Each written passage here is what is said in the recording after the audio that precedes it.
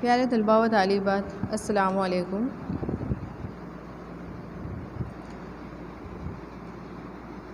तो हमारा जो चौथा सबक शुरू था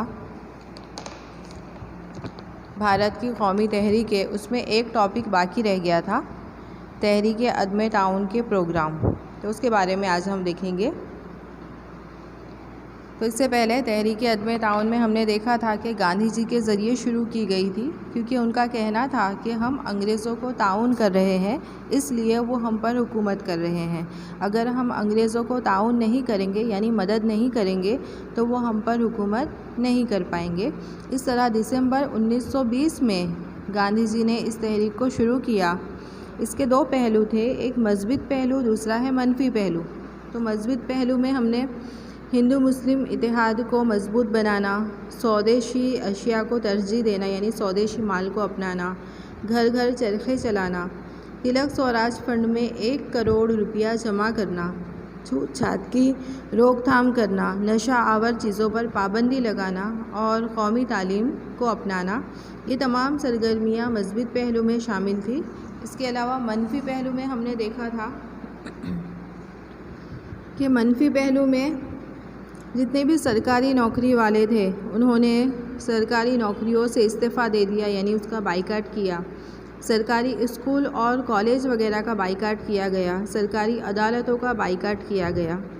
इसके अलावा सरकार के ज़रिए जो खिताबात दिए गए थे, जो इल्काब दिए गए थे, वो भारतीयों ने ठुकरा दिए। तो इस तरह इस तहरीक के दो पहलू थे, मनफी और मज़बूत। उसके बाद हम इसके प्रोग्राम देखेंगे कि तहरीक अदम ताउन की शुरुआत में महात्मा गांधी ने खुद का कैसरे हिंद और रविंद्रनाथ ठाकुर ने नाइटहुड का खिताब ठुकरा दिया। इसके अलावा मुल्क के जो दीगर लीडर थे उन्होंने भी खुद के इल्काब और खिताबात को ठुकरा दिया। तलबा ने अंग्रेज़ी स्कूलों और कॉलेजों को छोड़ दिया। जगह जगह गैर मुल्की कपड़े की होली की गई। नवंबर 1921 में ड्यूक ऑफ केनाट जो भारत आए थे उनका भी भारतीयों ने बाइकाट किया। इसके अलावा दूसरी तरफ कौमी स्कूल और कॉलेज खोले गए, जिनमें काशी, बिहार, जामिया मिलिया, गुजरात वगैरह में यूनिवर्सिटियां कायम की गई। इसके अलावा स्वदेशी माल को अपनाया गया। इंग्लैंड से आने वाली चीज़ें जैसे कि कपड़ा है, जूते हैं, तफरीही अशिया है, उसमें बहुत ज़्यादा कमी वाक़ई हुई। इंग्लैंड को बहुत ज़्यादा नुकसान हुआ, जिससे अंग्रेज़ सरकार भी चौंक उठी। इसके अलावा तिलक फंड में 1 करोड़ रुपए से भी ज़्यादा पैसे जमा हुए। इस तहरीक के दरमियान हिंदू मुस्लिम इतिहाद को कई मकामात पर उजागर किया गया। इस तहरीक को नाकामयाब बनाने के लिए सरकार ने जारहाना पॉलिसी अपनाई। अंग्रेज़ों ने बेतहाशा लाठी मारी, गोलीबारी की, लोगों को गिरफ्तार किया, गैर इंसानी जुल्म किए, हिंदू मुस्लिम इतिहाद को तोड़ने की कोशिश की, लेकिन उनकी सारी कोशिशें नाकाम हुई। उसके बाद हम देखेंगे चोरा चोरी वाक़या और तहरीक की मौकूफ़ी।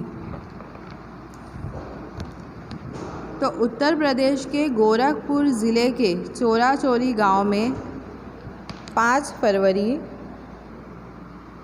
1922 के रोज़ निकले हुए जुलूस के लोगों पर पुलिस ने गोलीबारी की।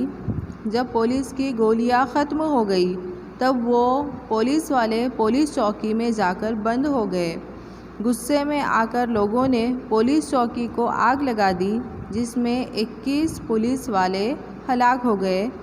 इस वाक़े की खबर मिलते ही गांधी जी ने कहा कि अहिंसा की कीमत ना समझने वाले लोगों के हाथ में सत्याग्रह का हथियार देकर मैंने हिमालय पहाड़ जितनी बड़ी गलती की है। ये कहकर उन्होंने फ़ौरन तहरीक अदम ताउन वापस लेने का ऐलान कर दिया। तो इस वाक़ये को आपको याद रखना है क्योंकि एग्ज़ाम में 2 मार्क्स के लिए ये सवाल आता ही है कि गांधी जी ने तहरीक अदम ताउन वापस लेने का क्यों फ़ैसला किया। तो इस वाक़ये को याद रखना है। उसके बाद हम देखेंगे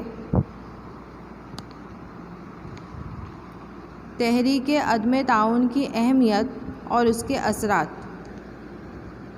तो तहरीक अदम ताउन ये उसके मकासद को पूरा करने में बहुत हद तक नाकाम रही, मगर उसके मनफी और मज़बूत प्रोग्रामों के ज़रिए उन्होंने लोगों को अपने हुकूक़ के लिए बेदार किया।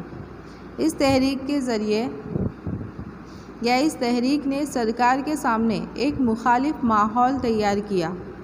अवाम ने नाइंसाफ़ी के ख़िलाफ़ आवाज़ उठाई। भारत के तमाम तबकों में सियासी बेदारी आई।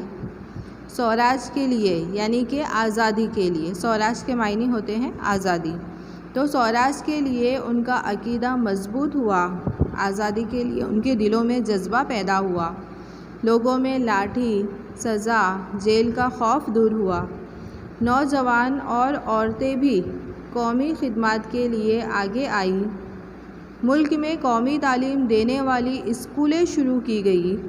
अंग्रेज़ी ज़बान के मुकाबले हिंदी ज़बान को अहमियत मिली। जो कौमी तहरीक अभी तक सिर्फ़ शहरों में ही थी, अब वो गांव-गांव तक पहुंच गई।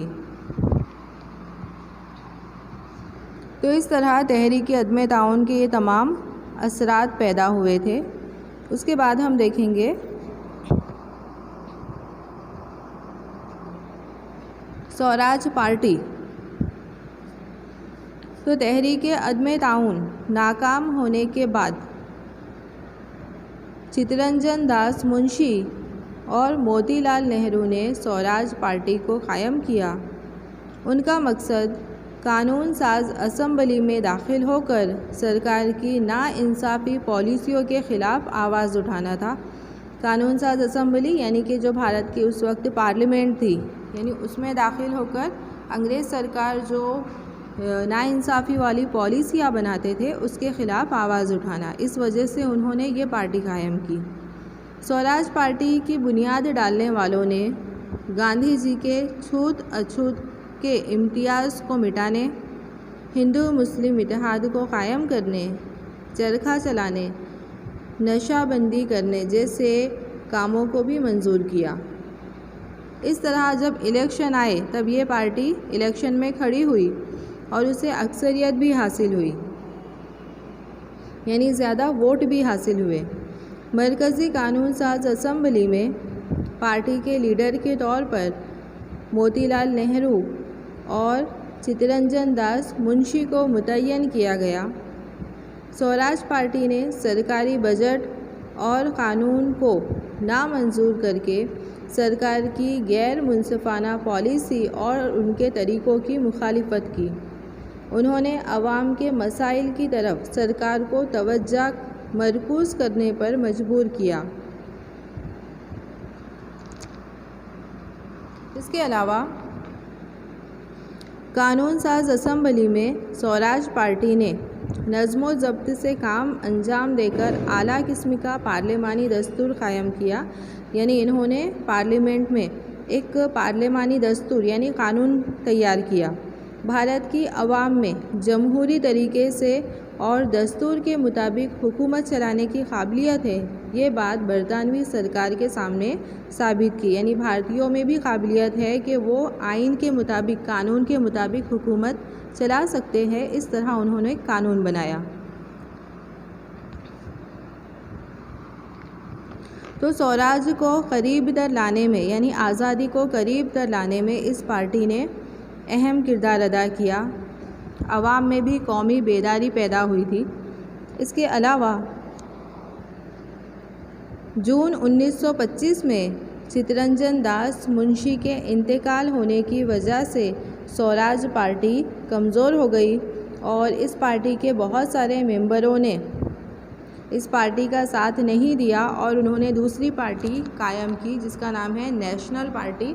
इस तरह नेशनल पार्टी नामी नई पार्टी कायम कर ली जिससे स्वराज पार्टी की अज़मत ख़त्म हो गई।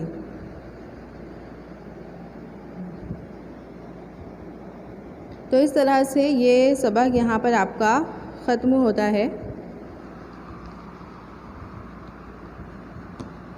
इसके जो सवाल जवाब है वो आपको नोटबुक में मुकम्मल कर लेने हैं।